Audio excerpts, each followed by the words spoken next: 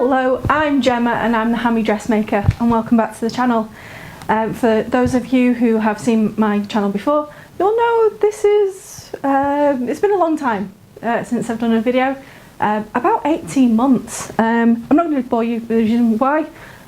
You're not here for my biography, but I've had a fairly rough 18 months, and I've always maintained the mantra of if sewing's not fun, then you shouldn't do it. And the truth is, the last 18 months I haven't had much capacity to have fun, and sewing got pushed to the very, very back. So I am coming to you today with a video of joining in a challenge, which is the Sew Upcycle 23 challenge that was launched by Karen from So Little Time and Becky from Notes in the Sewing Room. I will launch their details up above. The details of the challenge are this: you can either make a garment or a bag, but the fabric shouldn't be new, and using existing garments are encouraged. So when I saw this challenge on the vlog, I was like, I really want to get back into sewing again. I'm in a much better place, but every time I thought of like starting a new project, I must admit I was a bit intimidated. It just seemed like so much. But when I saw that challenge on the vloggers group, I was like, the first thing that came to mind was, oh, that's going to be fun. And I instantly thought of this jacket, which I got from a colleague's missus. She gave me 8 bags worth of bin bags, which is part of the reason why I haven't had to sew, because I've had so many new clothes essentially. But she gave me 2 denim jackets. The first jacket I don't want to touch. It's fine. I haven't really used it very much. But this one, because of the structure of it, I started thinking I could do something with that, but I didn't know what.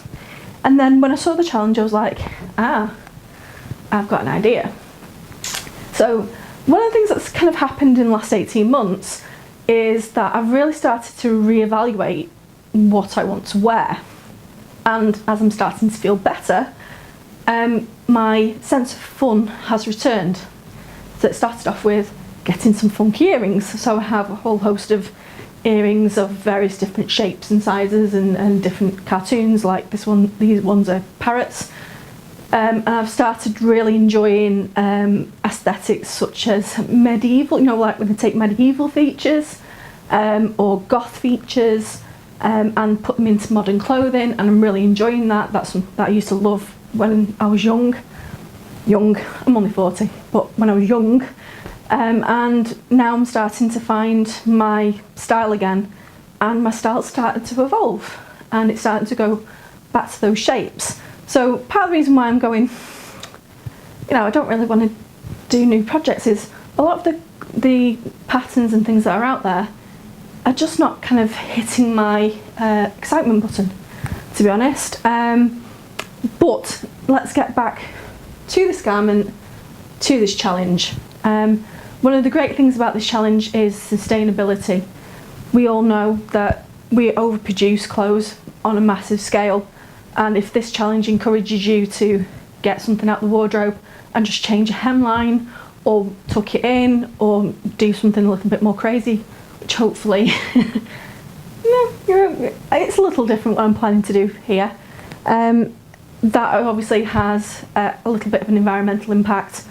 And let's face it, no one at the moment is over flush with money. And one of the changes in the last 18 months is I always maintained I didn't have much of a sewing budget, and I've always advertised myself as a budget sewing friendly channel, and my budget's even more non-existent than it was 18 months ago. Turns out I like to eat, I like to have electricity on, and I like to have gas, all of which are seeming to be luxuries according to modern economics, and my sewing budget is, well, it's really non-existent. Now that doesn't matter, I've always over-consumed massively. So I've got loads and loads of patterns that I haven't used, I've got loads and loads of fabric. When I was moving into my new home, then I actually gave away something like 10 bin bags worth of fabric. So I'm certainly not immune to the overconsumption stuff. but you know, if it encourages you to, I say, use things in a slightly different way, it's more environmental friendly, more budget friendly. But I'm hoping it's also going to be a little bit more fun. Anyone can PDF a pattern, cut it out, and then sew it up. And that's what I've always done. I still like doing that. But there's something uniquely fun and different about taking something and flip it. I don't know how people say flip on a regular basis, but it turns out it's like Peter Piper pickled pepper for me. So let me show you the garment. I'm also going to be really honest and say I have bought things for this project and it's not quite as cheap as it should be, really. But I'm going to maintain honesty with you and integrity with you and tell you things I have bought and haven't bought for this project. But for the things I haven't bought, I'm going to try and evaluate how much it would have cost me to buy and include that in terms of the project total. So what we've got here is a denim jacket. And like I said before, one of my chief interests at the moment is kind of medieval gothic style, including an offshoot of goth and emo called steampunk.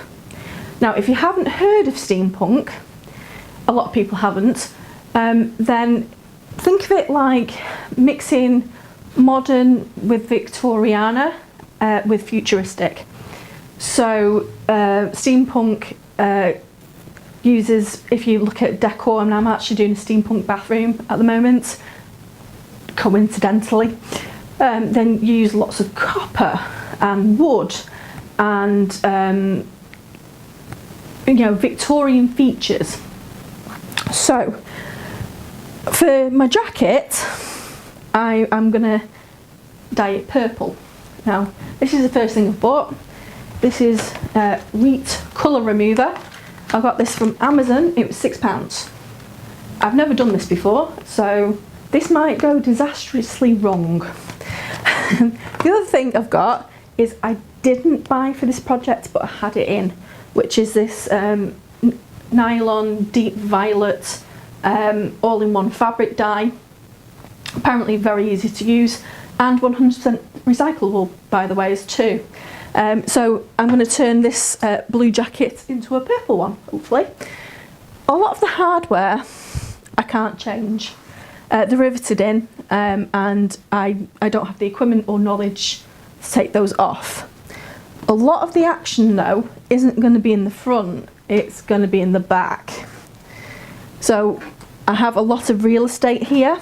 So my top part, I'm going to cut a panel out, and on that panel I'm going to use some old fabric I've had in my stash for a very, very long time. So I know we're saying no new fabric, but the majority of the garment is going to be this, and this is just like a little offshoot and it's not new, and it's just a purple satin. So depending on how the colour goes, I've either got this one or I have this one, which is more of a matte. I would have bought these probably from Longsight Market, maybe Minerva, but certainly they're not very expensive satins. They probably would have been maximum £5 a metre at the time of buying.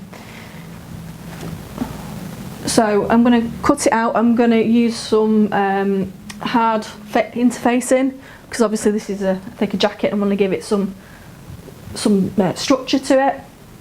And on that panel, I'm going to start fabric gluing, if they work, these things, little cogs. I've got them in gold and copper and silver. So I'm going to do a nice little pattern on the back. And the reason why I'm wearing this jacket today is because this has been a bit of an inspiration. If you like the jacket, by the way, it is a pattern. It is by Sew and Tell Patterns. It's called the Madcap jacket. This jacket, at least when I bought it a while ago, didn't have a massive size range, and this was the biggest size. So hopefully, while I've been absent from the sewing world, maybe she's revisited it and maybe she's extended sizes. But what it does have is this really, really cool little bustle bit on it, and I really love that. And I actually made this initially for Halloween a couple of years ago, but I do wear this jacket quite regularly in the office. When I'm feeling a little bit whimsical, then I'll use that. But I want to use this kind of bustle pattern and recreate something similar from this seam line to this seam line, and have small ruffles to big on here in the same fabric that I've just shown you, either the two purples. And then on the front, the biggest part I think of this project is going to be the sleeves. So I'm going to remove the cuffs, and I'm going to try and extend the sleeve out by about that much, by cutting some slits into it, and then again using the fabric I've just shown you to kind of extend the sleeve out. And then again I'm going to use the same idea as the back with the ruffles, and I'm going to create some ruffles here along the lines. I'm going to try and use the hardware here and work with it rather than against it. So this pocket has some seam lines like running down the pocket. So what I'm going to do is create a window just like I did with the back panel here, and have some cog details on both of these, and then bedazzle the actual pocket to kind of disguise it a little bit with the cogs. What I might do if I have enough time, because I am planning to wear this for a Halloween party, but I must emphasise I don't just make or buy things or for one event. I find that really quite a waste of money. So I am intending for this jacket to be used, probably not in the office, but you know, when I go and meet my friends for a coffee and whatnot, then it's going to be my little fun little jacket to wear. But I'm hoping if I have enough time, I'm going to bias bind the collar again in the satin, and put some bedazzles of the cogs along there, and that's essentially it. So I said I would be honest about the costs. The cogs were from Amazon. There's various different packs that you can have, some big cogs, little cogs, and I just got a mixture. They were 100 grams, that's the weight I bought. I've got quite a lot of cogs from that, and that was £9.99. I also have bought, for the window, this clear vinyl. I got ½ metre from eBay, and I believe this, I think, was £6 to £7 for ½ metre. I'm certainly not going to use all of this on this project. So again, in the interest of being budget friendly, I didn't have anything in the house that I could replace this with, but one of my ideas when I was looking for things around the house was, did I have any like clear pockets, you know, from stationery, you know, where it's got the poppers, because I think you'd use probably about the same amount. But don't fear guys, I will use the rest. I have bought this sort of stuff before, and when I was making project bags, I used to use these for the labels, to put the labels in, and that worked quite well. So this will get used, it's not a complete waste, but for one particular project I would try and find an alternative to this, because I say it was quite expensive for how little I'm actually going to use. And just to kind of give you an idea of what the complete outfit is going to look like, I've paired it with some purchases.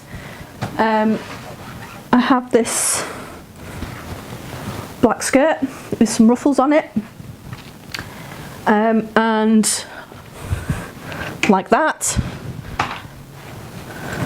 I also bought this corset. Now I'm not quite sure if I'm going to be brave enough and wear it. I'll natural. It was advertised as a corset top, but I've got to be honest with you, I don't think it's meant to be a corset top, because it came with what I can only assume is an eye patch, because I ain't wearing this on any other part of my body. So yeah, maybe an eye patch, guys. No chance. Even when I had a Mr. Hammy, I wouldn't have worn that. And what I might do is pair this with a black long t-shirt to make it a little less brave of me. But you know, who knows, I might put it on and it might look fabulous as is, and I might feel very comfortable just wearing it like that. I doubt it. I'm quite conscious of my body and I have a skin disorder and I don't really like showing a lot of skin. But this is a Halloween bash, and there's lots of people there I don't know, so I might do that, I think.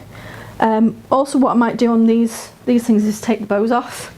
I'm not a big bower. I think it makes it look a little less like underwear. But let's face it, it's still going to look like underwear.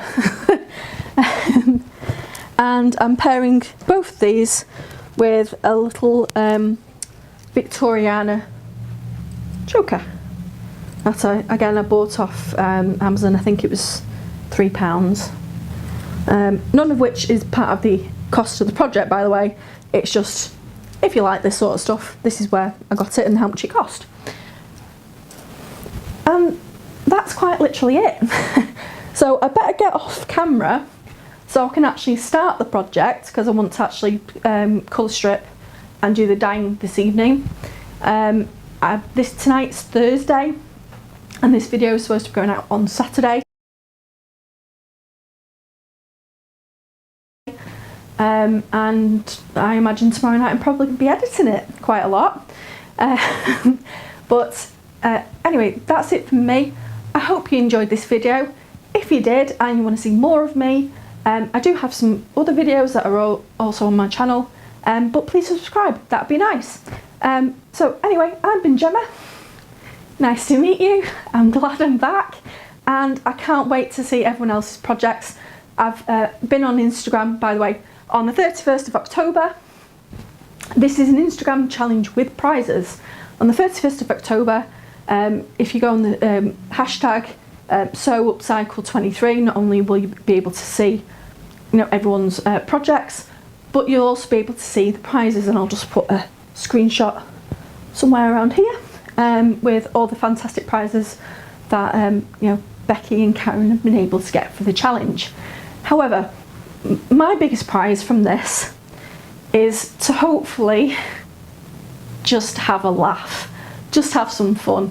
And that to me is the biggest prize of all. If I get something that's fantastic from the challenge, brilliant. I'm not very hopeful, to be honest. I've talked very bravely this evening, but it's been a very long time since I've done, you know, this sort of, I've never really done this sort of sewing really, but certainly a project on this scale which didn't just involve, you know, doing a few lines on the machine. I don't have a sewing room yet, but I'm setting myself up for this challenge in my living room, and hopefully at some point I will be back with a proper sewing tour and show you how I'm adjusting my sewing practice when I start doing it in my new home, because in comparison to my last home, this home is a lot smaller and it's quite a bit more of a challenge to sew. So I'm hoping you guys will find that interesting, because I'm sure a lot of people are in the same position, and I don't think there's enough small sewing room room tours. There's lots of, you know, come have a look at my massive sewing room with all my fancy equipment, but that's fantastic and I like watching them, but for me they're like cribs.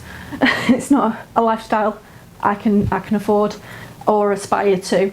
And I'm sure many of you are kind of in a similar position to myself, so hopefully at some point in the next few months that video will also be coming out and I'll start doing some other videos as well.